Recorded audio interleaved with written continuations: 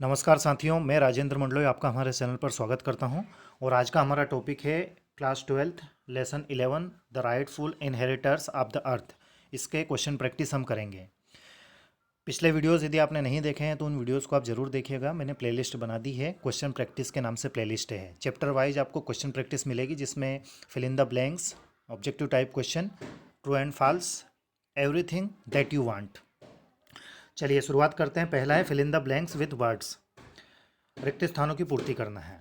ठीक है, insect, hair, elephant, chair और रोबर्स। तो देखिए, जैसे पहला है एक क्लम्प ऑफ। तो क्लम्प का अर्थ होता है झुरमुट, झुरमुट या फिर गुच्छा भी कह सकते हैं। तो वो होता है बालों का। तो एक क्लम्प ऑफ हेयर्स मतलब बालों का झुरमुट या बालों का गुच्छा। अगला है ए हर्ड ऑफ। तो हर्ड का अर्थ होता है झुंड, पशु या जानवरों का जो झुंड रहता है उसको हर्ड बोलते हैं। तो a herd of elephant. A swarm of, स्वाम का अर्थ भी झुंड होता है। तो ये स्वाम ऑफ इंसेक्ट, जैसे मधुमक्खी है या फिर कीड़े मकोड़े हैं तो उनका जो झुंड रहता है उसको स्वाम बोलते हैं। तो ए स्वाम ऑफ इंसेक्ट आएगा। और ए स्टेक ऑफ, स्टेक का अर्थ होता है ढेर। तो ए स्टेक ऑफ चेयर्स मतलब चेयर्स जो है वो एक जगह से बहुत सारी पड़ी हुई हैं तो उनको कहेंगे stack of chairs. A gang of robbers. Gang का अर्थ होता है लुटेरों का समूह।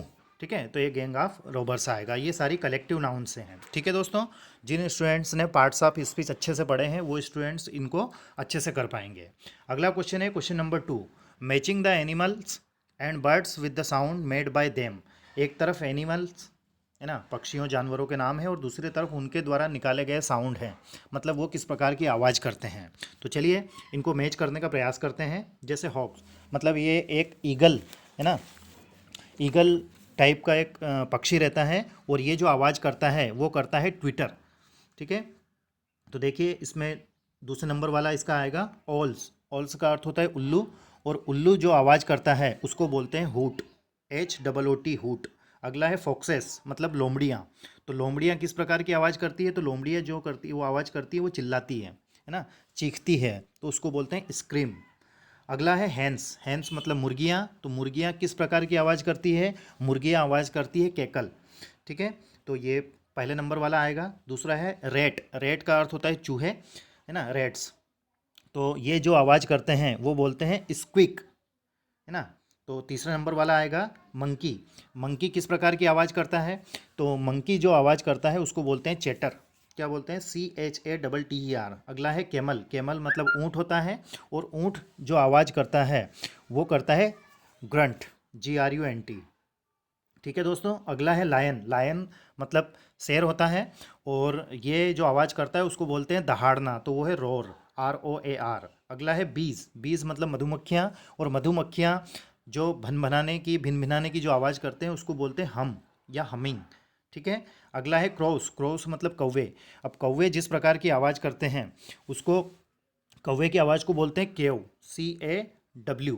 ठीक है, तो अगला है गोट्स, है ना। आप समझते हैं गोट्स क्या होता है? बकरे बकरियाँ, है ना। तो ये जिस प्रकार की आवाज़ करते हैं उसको बोलते हैं ब्लीट, BLEAT। ठीक है दोस्तों, तो हमने ये लेसन पढ़ा था the true inheritors of the earth. इसमें इन जानवरों के बारे में बताया गया था। ठीक है, तो उनको हमने अच्छे से कर लिया है। अब आगे बढ़ते हैं। क्वेश्चन नंबर 3 है डू एज डायरेक्टेड, है ना, मतलब जैसा दिया गया है वैसा करना है। मीन से क्वेश्चन दिए गए तो इन क्वेश्चंस को, इनकी वॉइस चेंज करना है। मतलब एक्टिव वॉइस दिया गया है तो पैसिव वॉइस में करना है, पैसिव वॉइस दिया गया है तो एक्टिव वॉइस करना है। दूसरी जानकारी मैं आपको ज़रूर दूंगा कि हमारे चैनल के माध्यम से हमने क्लास 12 के सिलेबस के अकॉर्डिंग जितनी भी ग्रामर पूछी जा सकती है या प्रीवियस ईयर में पूछी गई हैं वो सारी हमने कंप्लीट करके प्लेलिस्ट बना दी है, ग्रामर फॉर ऑल।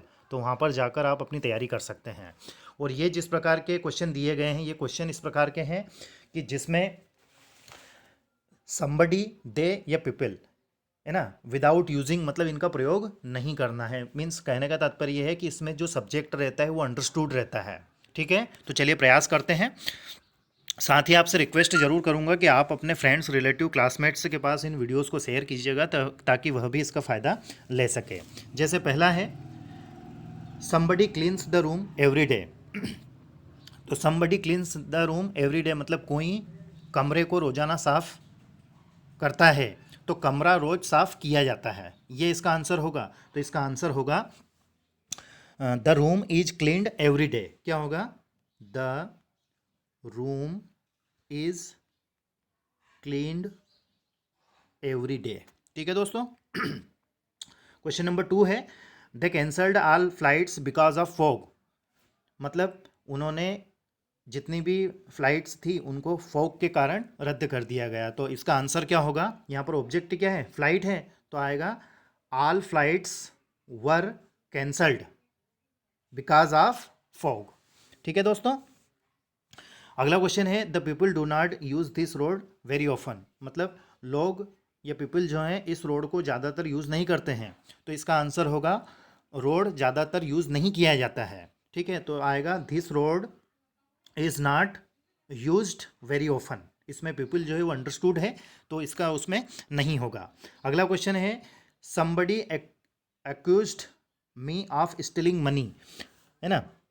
तो इसका आंसर होगा, अब देखो मी यहाँ पर क्या है? ऑब्जेक्ट है, तो जब ये सब्जेक्ट के स्थान पर जाएगा तो सब्जेक्टिव केस में क्या हो जाएगा? आई। अब एक्यूज्ड जो है ये वर्ब की सेकंड फॉर्म है, मतलब पास्ट इंडेफिनिट है, तो इसके आगे वाले टेंस अर्थात पास्ट कंटिन्यूअस की हेल्पिंग वर्ब भी होगी। तो आई के साथ में क्या आता है? वाज। तो I was accused of stealing money. Accused verb की थर्ड फॉर्म है, I was accused of stealing money. अब समबडी यहाँ पर अंडरस्टूड है, तो बाय समबडी करके इसमें नहीं आएगा। ठीक है दोस्तों। अगला है people advised us not to go out alone. मतलब लोगों ने हमें सलाह दी कि अकेले बाहर नहीं जाना है। तो सलाह किने दी? हमें दी। तो ये जो अस है ये सब्जेक्ट के रूप में आएगा, तो क्या हो जाएगा? वी। अब ये वर्ब की सेकंड फॉर्म है एडवाइज्ड, तो इसके आगे वाले टेंस मतलब पास्ट कंटिन्यूअस की हेल्पिंग वर्ब होगी। तो we were advised, we were advised not to go outside. ठीक है दोस्तों। तो ये एक्टिव से पैसिव थे, और इस प्रकार के बहुत से वीडियोस जिनमें क्वेश्चन प्रैक्टिस भी है, वो सारे वीडियोस हम कंप्लीट कर चुके हैं। तो आप उन वीडियोस को ज़रूर देखिएगा, ग्रामर फॉर ऑल, और उसमें मैंने कई लाइव टेस्ट भी लिए हैं, तो उनको भी अपलोड कर दिया गया है, तो उनको आप ज़रूर देखिएगा, आपको बहुत हेल्प मिलेगी। ठीक है दोस्तों। अब क्वेश्चन नंबर 4 है right the questions using passive, है ना। मतलब इन प्रश्नों के उत्तर देना है और पैसिव का यूज़ करना है, और पैसिव का यूज़ करने के साथ साथ यहाँ पर ब्रैकेट में इंस्ट्रक्शन भी दिए गए हैं, इनको फॉलो करना है। जैसे आस्क अबाउट द टेलीफोन, मतलब टेलीफोन के बारे में पूछना है। कैसा पूछना है? कि वैन का प्रयोग करके, और इन्वेंट, इन्वेस्ट लिखा हुआ है तो इन्वेस्ट गलत है, यहाँ पर इन्वेंट है, INVENT। इन्वेंट मतलब इसका आविष्कार कब हुआ, मतलब टेलीफोन का आविष्कार कब हुआ। तो इसका जो आंसर होगा वो आंसर होगा, इसका आंसर होगा when was the telephone invented. ठीक है, मतलब व्हेन का भी हमने यूज़ कर दिया। देखो मैं लिख देता हूँ, when was the telephone invented. ठीक है, इन्वेंटेड क्यों आया है? क्योंकि पैसिव वॉइस में वर्ब की थर्ड फॉर्म का प्रयोग होता है। अगला है आस्क अबाउट ग्लास। ग्लास के बारे में पूछना है, कैसे और मेक, मतलब ग्लास कैसे बनाया जाता है। तो इसका जो आंसर होगा हाउ वाज ग्लास मेड। क्या होगा? How was glass made. ठीक है। अगला है आस्क अबाउट ऑस्ट्रेलिया। ऑस्ट्रेलिया के बारे में पूछना है, तो ऑस्ट्रेलिया क्या है? एक देश का नाम है। तो व्हेन एंड डिस्कवर, मतलब व्हेन वाज ऑस्ट्रेलिया डिस्कवर्ड। क्या होगा इसका answer? When was Australia discovered. अगला है आपका आस्क अबाउट सिल्वर। सिल्वर के बारे में पूछ रहा है, तो सिल्वर के बारे में आपको क्वेश्चन बनाना है। तो कैसे क्वेश्चन बनाना है? व्हाट और यूज फॉर का प्रयोग करके। तो इसका जो आंसर होगा वो होगा what is silver used for. क्या होगा?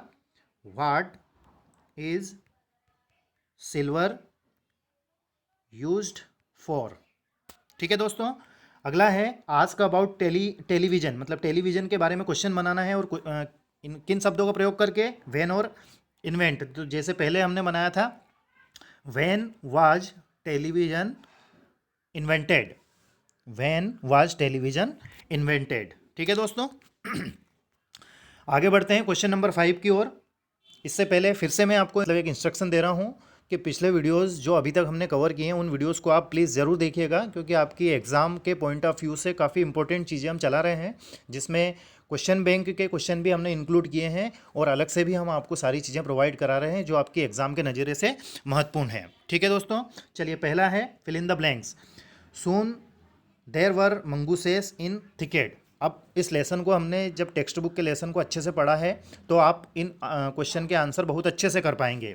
मंगूसेस का अर्थ होता है नेवला, तो नेवले मतलब नेवले कहाँ पर छुपकर बैठे हुए थे उनके उस लेखक के चिक्स को नष्ट करने के लिए या उनको पकड़ने के लिए, तो वो बम्बू में बैठे हुए थे। बम्बू का अर्थ होता है बांस की झाड़ी, उसमें बैठे हुए थे।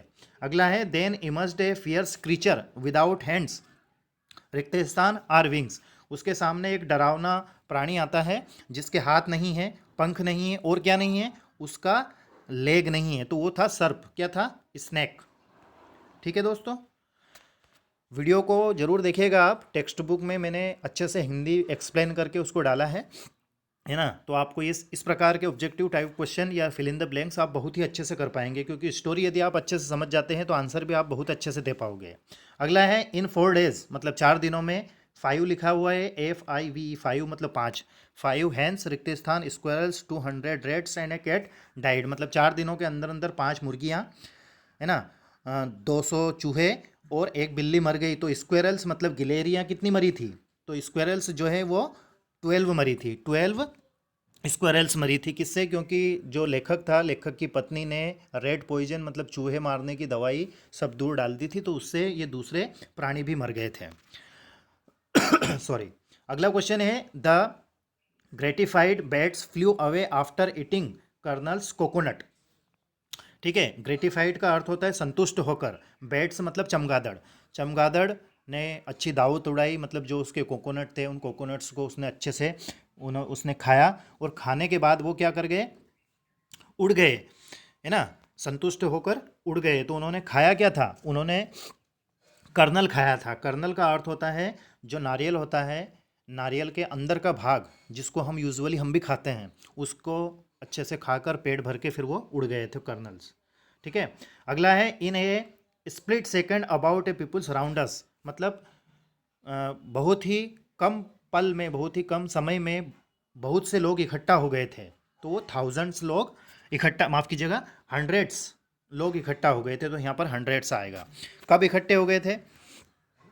जो लेखक है, लेखक की पत्नी और उसका कज़िन, ये दोनों उन बैट्स को 2 बेनियन ट्री मतलब बरगद के पेड़ पर, मंदिर के पास एक टापू है वहाँ पर 2 बरगद के पेड़ थे, उन बरगद के पेड़ पर हजारों की संख्या में बैट्स मतलब चमगादड़ वहाँ पर बैठते थे। तो उन चमगादड़ों को ये शूट करने जा रहे थे, तो वहाँ पर गांव के लोग, सैकड़ों गांव के लोग इकट्ठे हो गए थे और उन्होंने इनको धमकी दी थी कि इन चमगादड़ों में हमारे पूर्वजों की आत्मा है और यदि आप इनको शूट करोगे तो हम आपको जान से मार देंगे। ठीक है, तो कितने लोग इकट्ठे हुए थे? हंड्रेड्स मतलब सैकड़ों लोग इकट्ठे हो गए थे। ठीक है दोस्तों, तो ये क्लास 12th इंग्लिश का चैप्टर नंबर 11 का क्वेश्चन प्रैक्टिस हमने की है, जिसमें ऑब्जेक्टिव टाइप क्वेश्चन है ना, और फिल इन द ब्लैंक्स, सारी चीज़ें हमने according to the new pattern जो भी क्वेश्चन पेपर में पूछे जा सकते हैं वो चीज़ें हम कवर कर रहे हैं। ये वीडियो आपको कैसा लगा आप कमेंट्स करके ज़रूर बताएं, साथ ही आपके फ्रेंड्स, रिलेटिव, क्लासमेट्स के पास इन वीडियोस को शेयर करें। पिछले वीडियोस को आप ज़रूर देखिएगा। ठीक है दोस्तों, thank you very much for watching and please take care of yourself. Thank you once again.